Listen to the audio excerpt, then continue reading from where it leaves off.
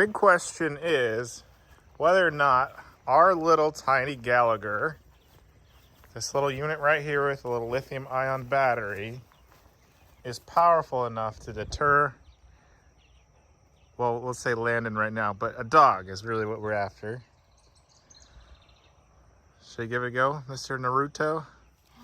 God, I hate this. Ah! So I guess this is powerful enough to deter a boy. Hopefully enough for a dog.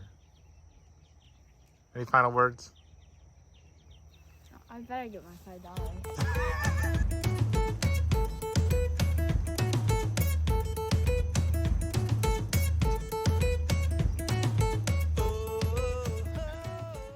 I'm releasing the raptors. This is our first time coming out in the run area. I can get this last staple off. But we just put up the electric fence. So it should be good. You're free! You gonna come out? Tiki tiki. See how long it takes them. The other ones were chickens. Hello, sweet. Hello.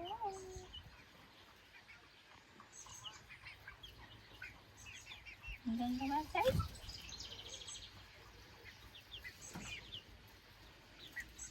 These ones are pretty curious though.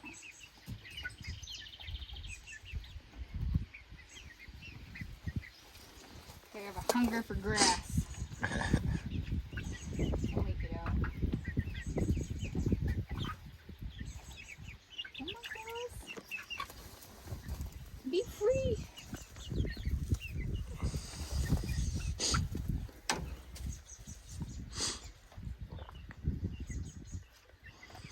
All right, so while they're adjusting, I'll show you our little electric wire. We decided to put it down close to the bottom of the fence. Any dogs come sniffing around, hopefully they get a little zap on their nose. We all tested it. Sherry said it wasn't that bad. I don't think she got it good enough. So what I think we should do is have her do a retest real quick. Just touch it. You'll be all right. You guys did. It's sufficient.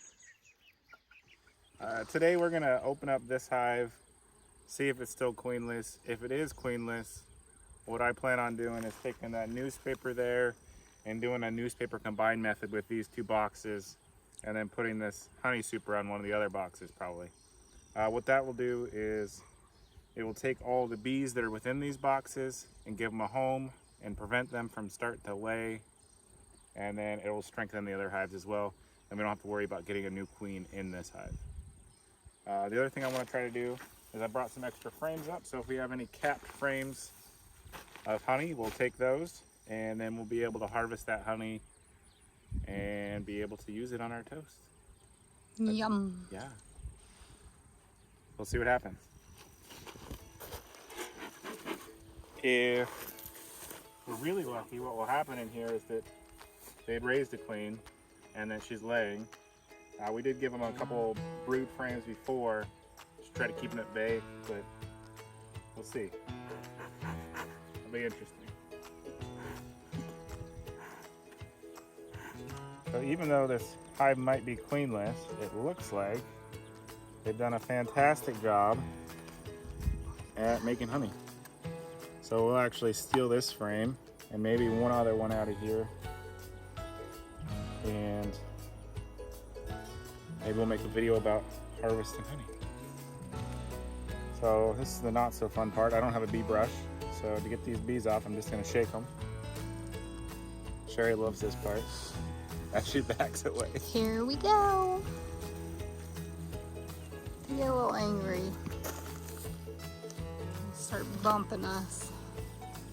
So I'll then put it in this box, try to close this box off a bit. There'll still be a few bees on there, but we'll shoo them off later.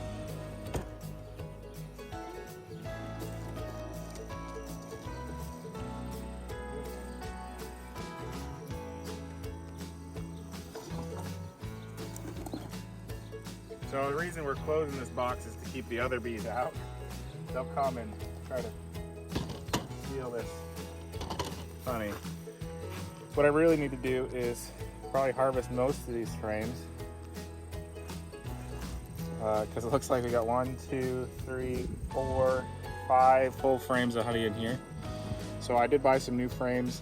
I need to build a couple more boxes, and then I'll be able to pull these whole boxes off. But for right now, I'm just gonna give them a little bit extra space in there. Pull this nice honey out. Good. Good job, natives.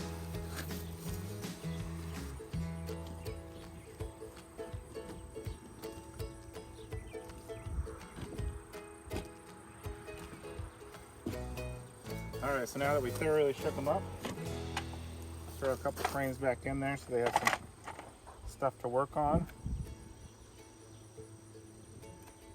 Yeah, this one's not quite fully capped, so close though. This one looks like it's really close too. So I got a little work they can do on this one.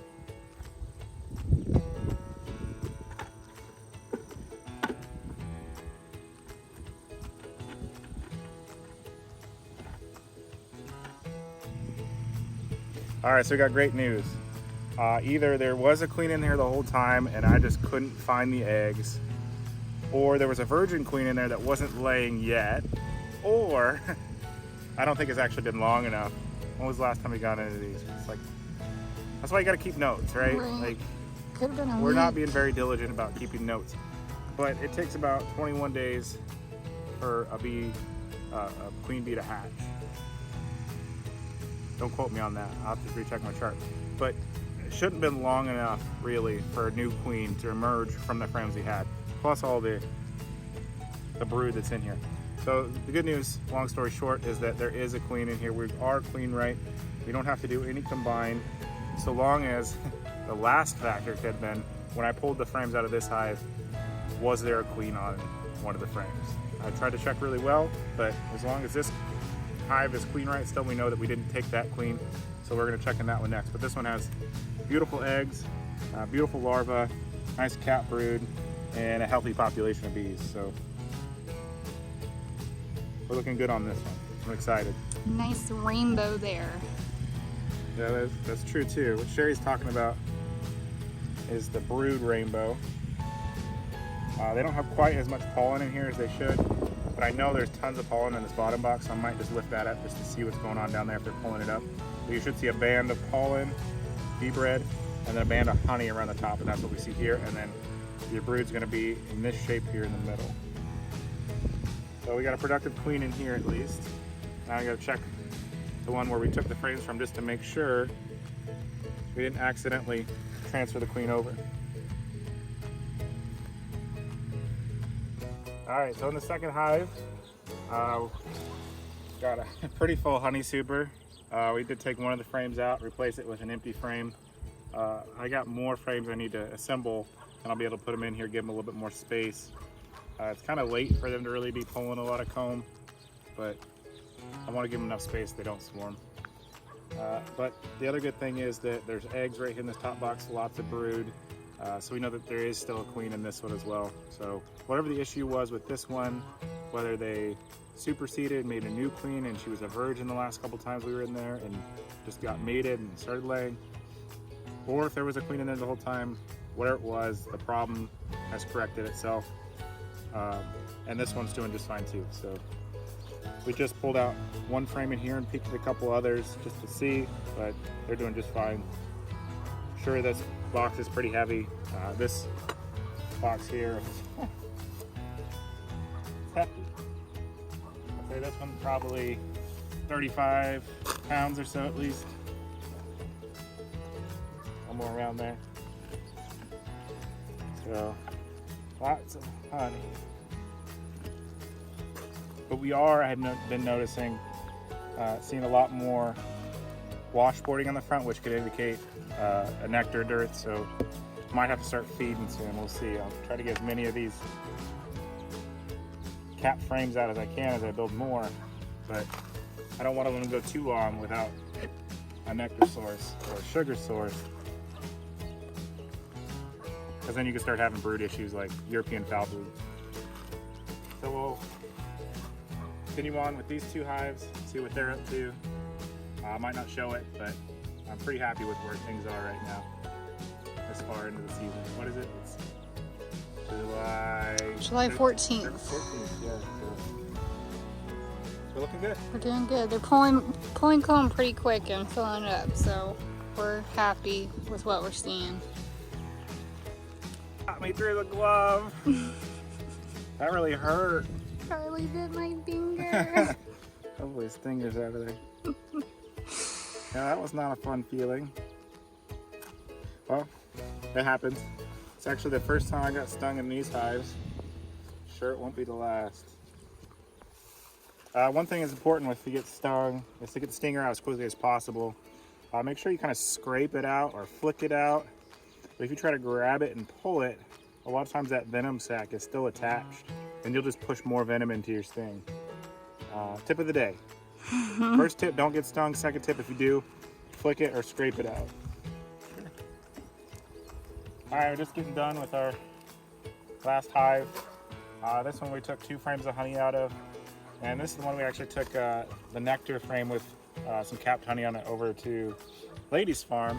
So this one's still rocking. There was tons of bees in this one, but the interesting thing is this one keeps washboarding, which is a back and forward movement on the front of the hive. People aren't really exactly sure why they do that. Some people are speculating that they're cleaning the front of the hive to try to get any little burrs or any drop pollen or honey off the front.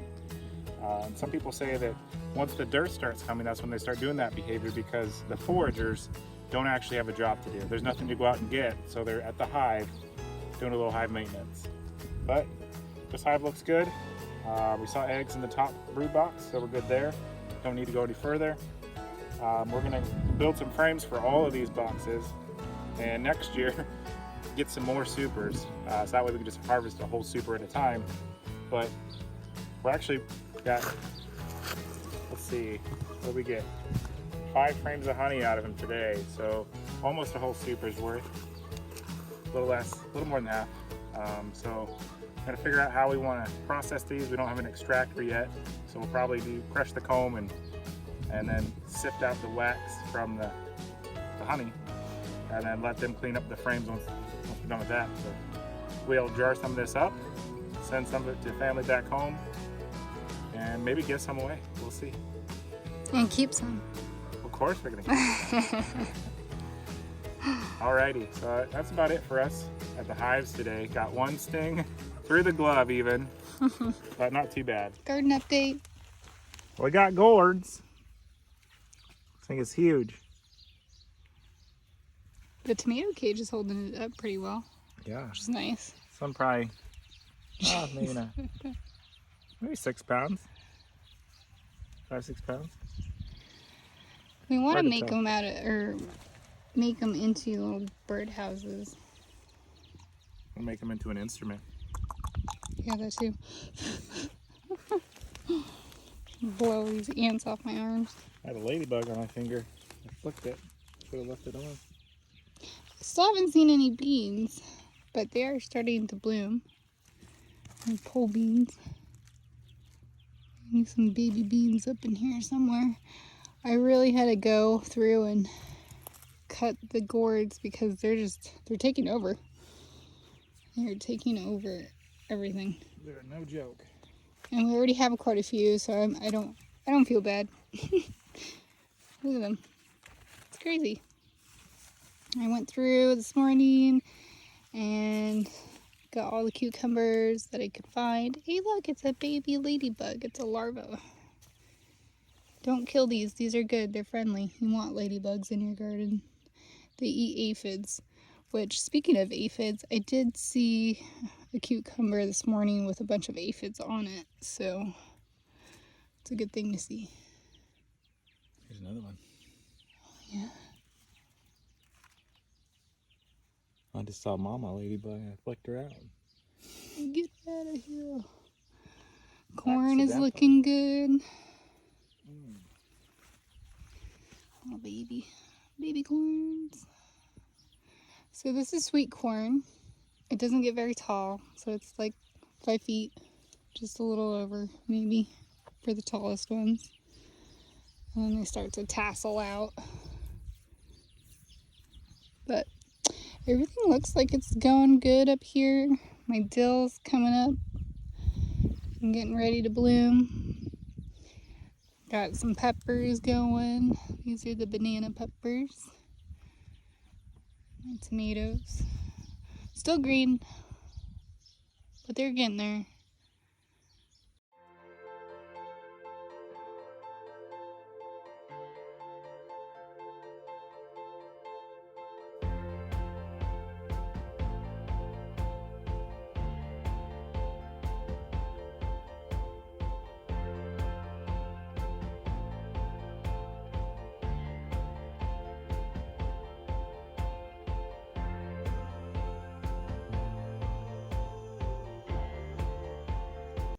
Robert's over here being a photographer. Capture the pollinators. Look at that sucker. I know, it's huge. I thought the carpenter bees were gone by now because it's so hot. There's only a few left running around. But I haven't seen very many Japanese beetles since I got the bag-a-bug. Got a bag-a-bug, which is over there. You're supposed to put it about 30 feet from the garden, downwind. And those bags fill up pretty quick. Those beetles are attracted to the lure that's on there, and they fill up pretty quick. Maybe the chickens will eat them. We'll see. That's our garden update here, and hopefully the next week or so we'll get this tilled up, the fence redone around that. Probably do another pallet door over there. And then I did have to reseed my fall seeds, but hopefully I'll have something put in the ground pretty soon come August.